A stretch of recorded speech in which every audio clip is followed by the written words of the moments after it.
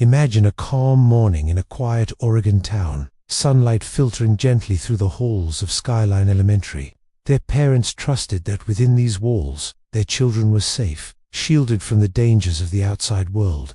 Yet, on one June morning in 2010, that sense of security was abruptly shattered. 7-year-old Kyron Horman, bright-eyed, curious, and full of life, entered his school and disappeared without a trace.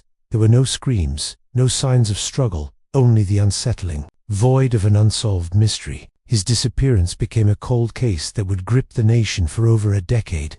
Beneath the familiar routines of school life, a dark past seemed to swallow the truth, leaving investigators and the community to grapple with endless questions.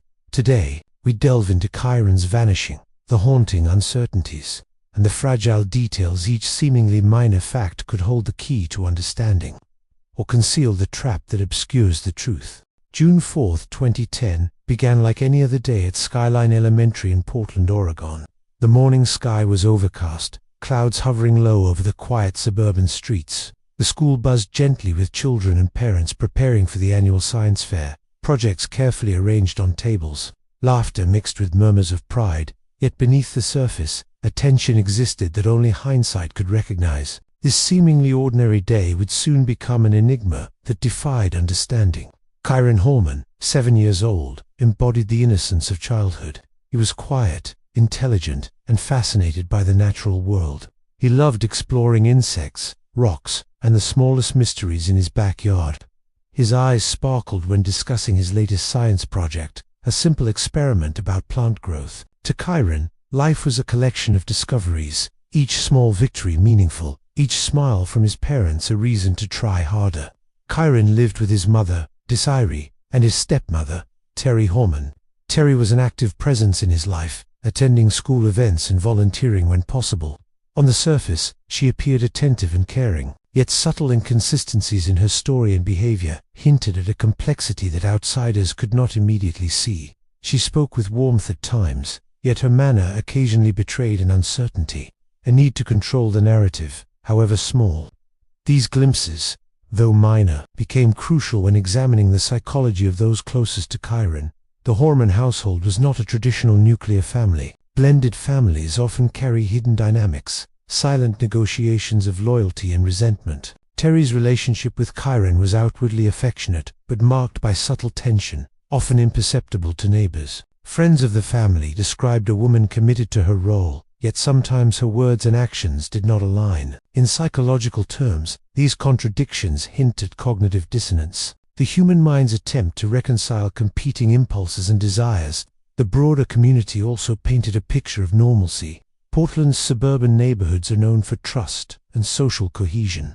Parents chatted over fences, children ran freely through streets, and the schools served as a safe harbor. Yet beneath this facade, ordinary towns conceal secret arguments behind closed doors, private grievances, and unspoken conflicts.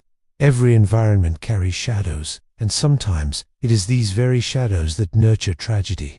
On that morning, the science fair was underway. Parents and teachers moved among tables, capturing photographs of smiling children and colorful displays. Kyron's project, a carefully assembled experiment on the growth of bean plants, gleamed under fluorescent lights. He stood proudly beside it, unaware that this moment would be the last photograph capturing his innocence.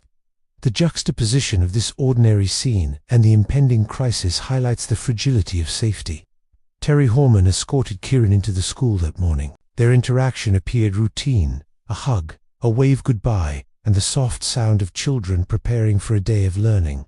Terry's outward calm was recorded in later interviews as consistent with her general demeanor, composed, attentive, and polite. Yet investigators later noted minor contradictions in her timeline and recollections, details that initially seemed insignificant but later took on profound importance. As the morning progressed, teachers guided students through laughter, applause, and proud remarks filled the hallways.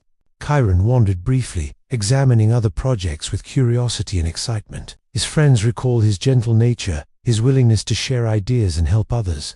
These small traits, seemingly mundane, underscored the loss felt by a community when a child disappears. The ordinary humanity of Kyron contrasts sharply with the extraordinary fear his disappearance would ignite. The school environment itself played a role in shaping perception. Skyline Elementary, like many small-town schools, relies on community trust. Teachers know students and families personally, and parents expect vigilance. This expectation amplifies the shock when an event defies it. The psychological dissonance between perceived safety and actual danger creates lasting anxiety, both for investigators and the public. Family secrets, unspoken tensions, and subtle psychological cues formed a backdrop to Kyron's life. These elements are critical when understanding why certain behaviors were noticed or overlooked. Kyron Horman, while appearing nurturing, demonstrated signs of behavioral complexity. Her psychological profile, though not fully diagnosable without direct evaluation, suggests an individual balancing empathy and internalized tension, capable of both warmth and calculated control. By mid-morning, the atmosphere at Skyline Elementary appeared calm and ordinary. Parents mingled casually, exchanging smiles and quiet conversations, while children proudly presented their science projects on neatly arranged tables. Laughter echoed lightly through the hallways, and the day continued in a predictable rhythm, as if nothing could disturb the serene routine. To an outsider, nothing seemed amiss, and the school maintained the comforting illusion of safety that every parent expects. Yet beneath this facade of normalcy, subtle details began to accumulate, small and easily overlooked, but crucial in the unfolding investigation. Who exactly was present that morning? Who had unrestricted access to the children? How did minor deviations from the usual routines go unnoticed? Each of these seemingly trivial moments carried the potential to reveal hidden truths, hinting at the fragility of safety and the shadows lurking beneath the surface of an ordinary school day. As the day drew on, the sense of security persisted, blind to the impending disruption. Kyron's presence in the school hallways represented normalcy and innocence, a beacon of childhood curiosity. The calm before the storm, however, was deceiving. By afternoon, the ordinary would collapse into the extraordinary, and the morning's quiet beauty would be forever tainted by loss and uncertainty. The stage was set: a child, a school, a stepmother, the seemingly ordinary town. But each element contained layers of psychological complexity. Beneath smiles, routines, and normal interactions lay potential motives, subconscious fears, and human frailty. This was the world Kyron inhabited, a seemingly ordinary place where everyday appearances offered no true protection. Beneath familiar routines and friendly faces, hidden uncertainties and unseen dangers quietly persisted, reminding us that even in the safest environments, mysteries and threats could lurk just out of sight. Kyron, Richard Horman, disappeared with a subtlety that defied immediate alarm. On the morning of June 4, 2010, his stepmother, Terry Lynn Moulton Horman, drove the 7-year-old to Skyline Elementary School in northwest Portland, Oregon, for a science fair. Kyron was dressed in a black CSI t-shirt with a green handprint graphic, black cargo pants, white socks, black Skechers with orange trim, and metal-framed glasses. A distinct V-shaped strawberry birthmark marked his forehead, a detail later included in official missing child descriptions. That morning began like any other organized school event. Parents and students flowed through the hallways, showcasing projects, sharing smiles, and taking pictures. Terry took a photograph of Kyron standing beside his science project images that, in hindsight, would become the last confirmed photographic record of him alive. According to school sheriff's office, Terry reported seeing Kyron walking toward his classroom hallway at about 8:45 a.m. She said she left the school shortly afterward. Yet, as the morning hours passed, a puzzling fact emerged. Kyron was never recorded in class. Administrators later noted that he was marked absent when attendance was taken. Whether he ever reached his homeroom is a key question that has shadowed investigators for years. No teacher or school staff member currently confirmed seeing him in class after Terry said she left. Hours later, when the school day should have ended at about 3:30 p.m., Kyron did not appear at the bus stop. His bus driver confirmed he had not boarded the bus, a discovery that instantly transformed the morning's routine into a crisis. At about 3:56 p.m., a Skyline Elementary employee called 911 to report Kyron missing. Law enforcement from both the Portland Police Bureau and the Multnomah County Sheriff's Office were dispatched within minutes. Officers arrived at the school and Kyron's home by 4:33 p.m. and quickly began searching the immediate area. Friends, neighbors, and trained search teams were soon involved. Authorities executed the largest missing child search in Oregon history, focusing on a 2-mile radius around the school and wooded areas nearby, including Sauvie Island, about 6 miles away. Searches included ground teams, aerial sweeps, canine units, and volunteers. Despite these expansive efforts, no physical sightings or confirmed clues pointing to Kyron's whereabouts ever surfaced. As the investigation unfolded, some details concerning timing and behavior raised questions. Terry's recollection of her actions that morning and her whereabouts after leaving the school became subjects of intense scrutiny. While she maintained that she left Kyron walking down the hallway and never saw him again, investigators observed that he never showed up in class or in further school records. In the ensuing days and weeks, law enforcement worked with witness accounts and evidence in hopes of pinpointing exactly when Kyron disappeared. They examined security footage where available, phone records, vehicle movements, and interactions among adults present at the school that day. But surveillance footage did not capture the moment Kyron left the school area, and no credible sighting of him outside school grounds could be verified. Lack of physical evidence quickly became one of the greatest obstacles in the case. A child vanished from his school environment without a single trace of his departure. Searches extended for days. On June 12, roughly 300 trained rescuers combed the wooded terrain near the school, desperately seeking a sign of Kyron, yet still nothing turned up. Weeks later, by June 13th, authorities transitioned the effort from a missing child search to a formal criminal investigation, signaling that they no longer believed it was simply a case of a lost or wandering child. Within the Horman family, the emotional toll was immediate and profound. Kyron's biological mother, Desiree Young, and his father, Kyron Horman, expressed disbelief, sorrow, and mounting concern as days passed, with no new leads. Terry Horman, meanwhile, became a central focus of the inquiry, as she was the last adult confirmed to have seen Kyron that morning. Investigators interviewed her repeatedly, but never charged her with a crime. In the months that followed, controversial details fueled ongoing speculation. Media reports claimed Terry Horman failed the polygraph tests and refused a third, though law enforcement never officially confirmed this. Additionally, her friend Deet Spitzer was unaccounted for part of that morning and later admitted using prepaid burner phones to communicate with Terry. Investigators scrutinized these calls and movements to reconstruct what the adults around Kyron were doing during the critical hours of June 4th. Terry's marital relationship with Kyron's father also deteriorated under the stress of the case. Within weeks of Kyron's disappearance, Kyron filed for divorce and obtained a restraining order against Terry, alleging concerning behavior illuminated during the investigation. Details of alleged past attempts by Terry to hire individuals for violent acts against Kyron, though never resulting in charges, further complicated the family dynamics and public perceptions of the case. In the detective's quest to identify any witness who might have seen Kyron on the morning he vanished, some individuals reported brief glimpses of a boy matching his description, but these were never verified as definitive, and no reliable footage or physical evidence confirmed their accounts. This absence of verifiable witness material only deepened the mystery. Meanwhile, phone records, transportation logs, and temporal gaps in adult alibis were examined meticulously. Some behavioral patterns appeared unusual or inconsistent, but investigators were careful not to fall into confirmation bias, recognizing that human behavior, under stress, can appear erratic without indicating guilt. As national media picked up Kyron Horman's disappearance, public attention intensified, portraying it as one of the most baffling missing child cases in recent American history. Reports highlighted the eerie absence of evidence and the stark contrast between an ordinary school morning and the complete vanishing of a young boy. By the end of that first day, authorities faced the unsettling reality. No body, no confirmed sightings, and no evidence of him leaving the school.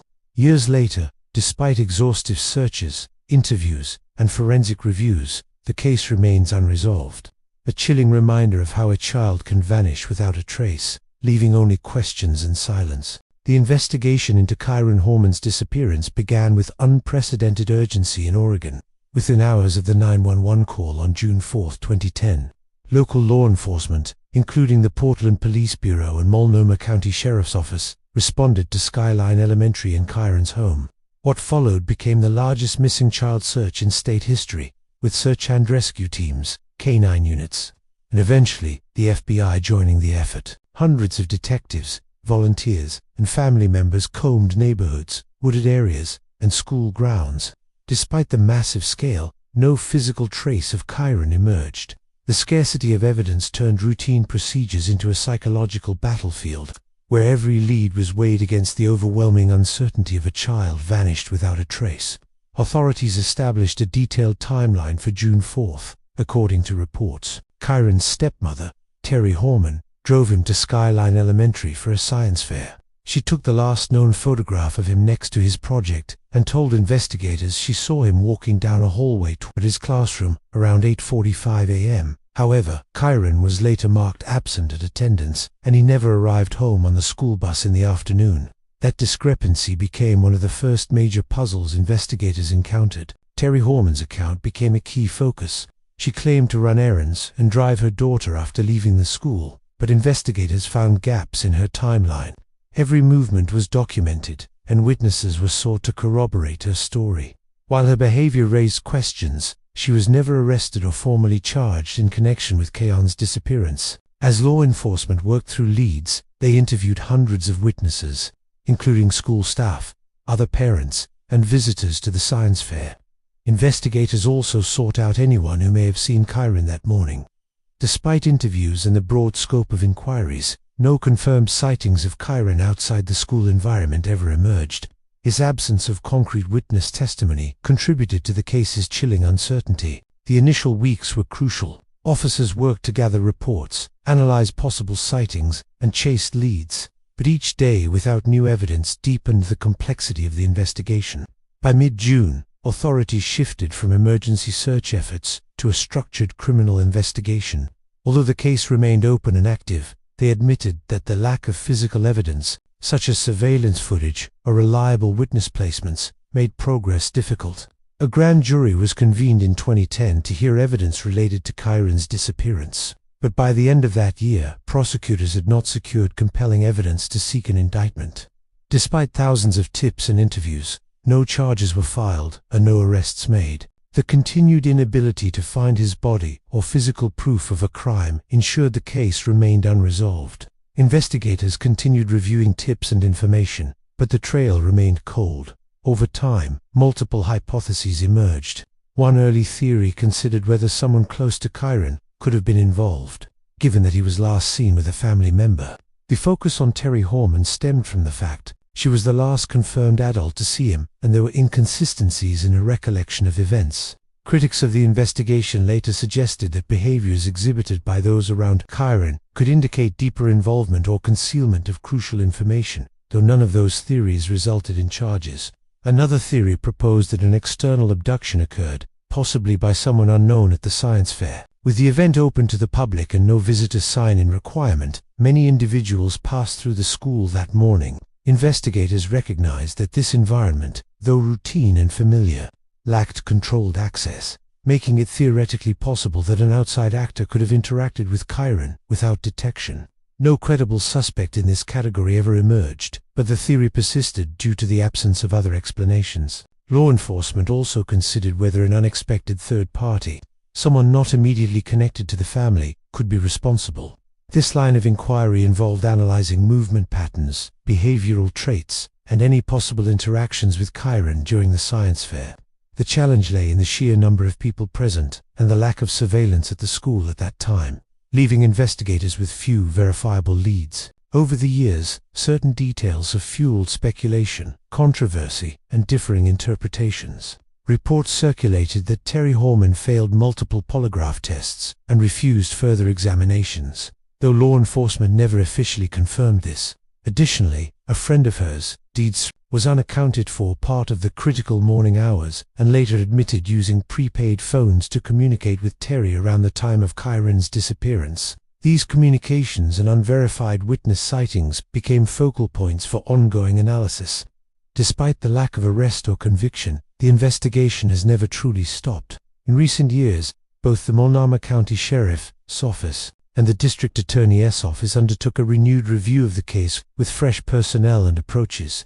Efforts to digitize thousands of pages of reports, photos, tips, and evidence have been underway, allowing the FBI's Behavioral Analysis Unit (BAU) to re-examine patterns and psychological elements that may have been overlooked in earlier years. This modern, analytical review aims to apply behavioral science to existing statements and evidence, looking for connections that may not have been readily apparent before.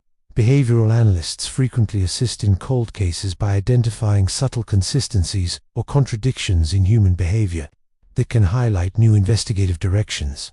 While these efforts represent a renewed dedication, authorities caution that breakthroughs require patience, meticulous review, and sometimes new information. At annual vigils and commemorations, Kyron's mother, friends, and community members continue to demand justice and answers, highlighting the enduring pain of a case unresolved for over a decade.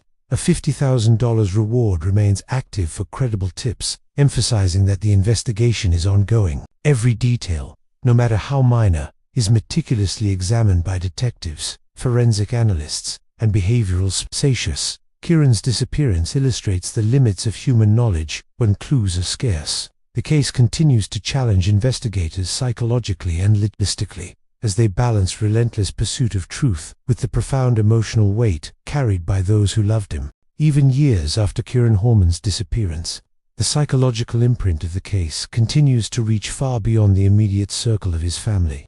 Silence in this context becomes more than the absence of sound. It becomes an echo of unresolved uncertainty that resonates in the minds of all who have followed this story. Humans are pattern seekers by nature.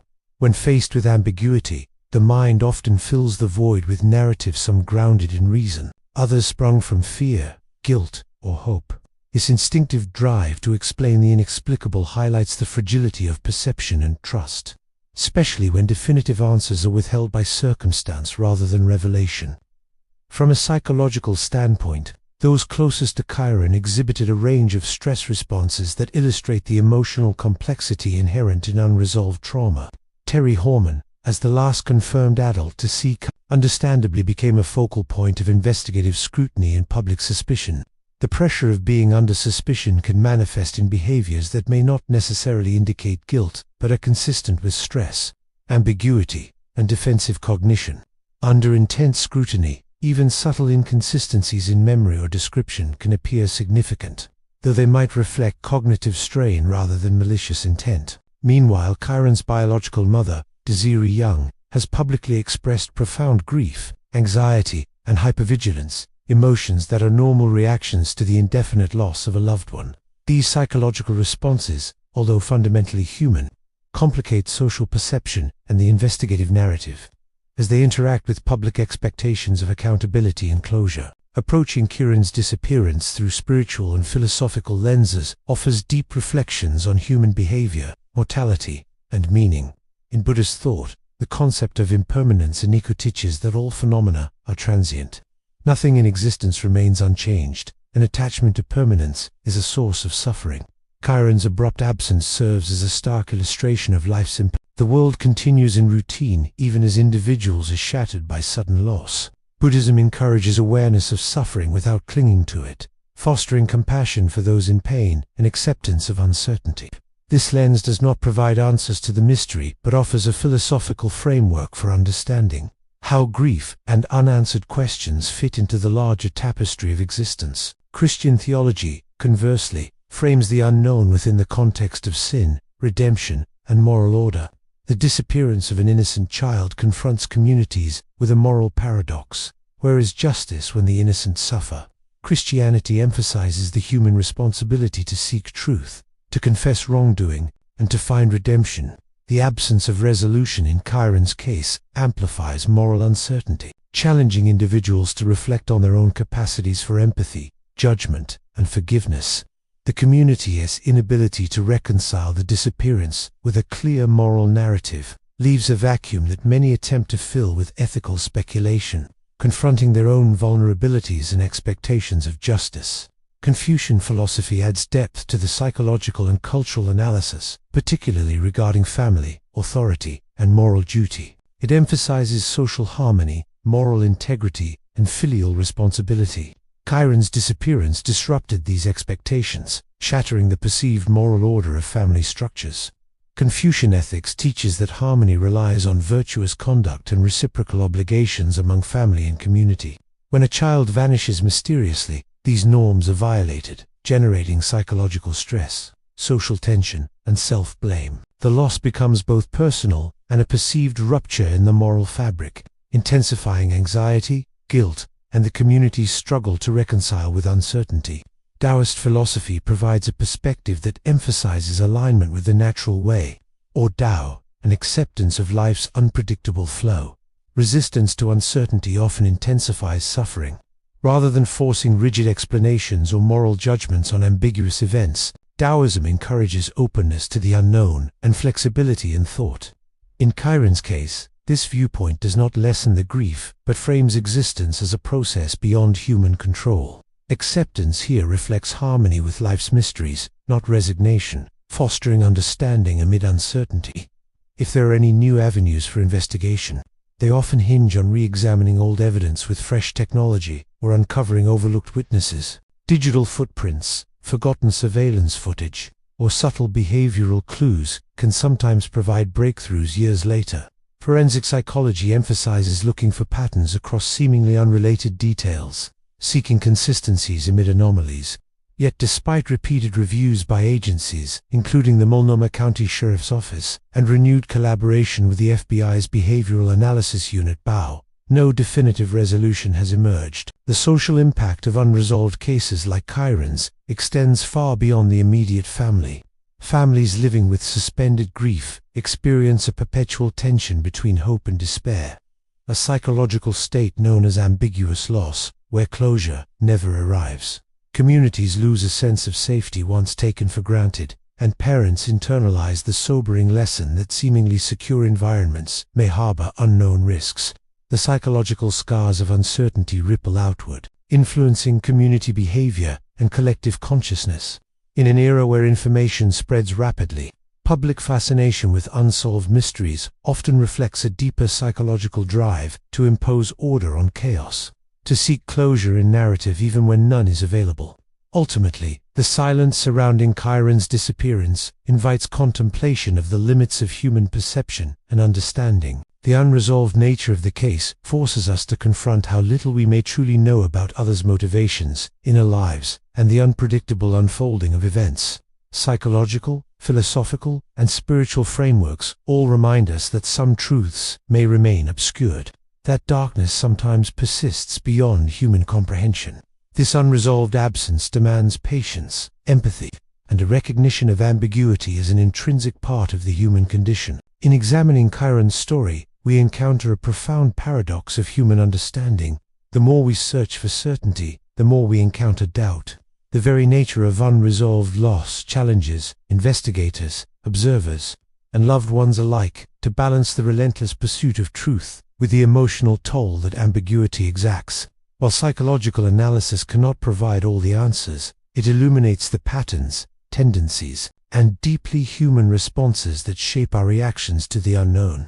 The silence that still speaks in Kyron's case forces us to listen more closely, to question our assumptions, and to recognize the limits of certainty we often take for granted. The case of Kyron Horman leaves a chilling impression that lingers long after the events of that morning.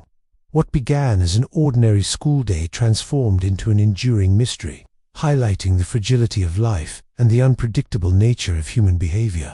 Fear often stems not from what is visible, but from what remains unknown. Families, investigators, and communities are left balancing hope with despair and clarity with uncertainty.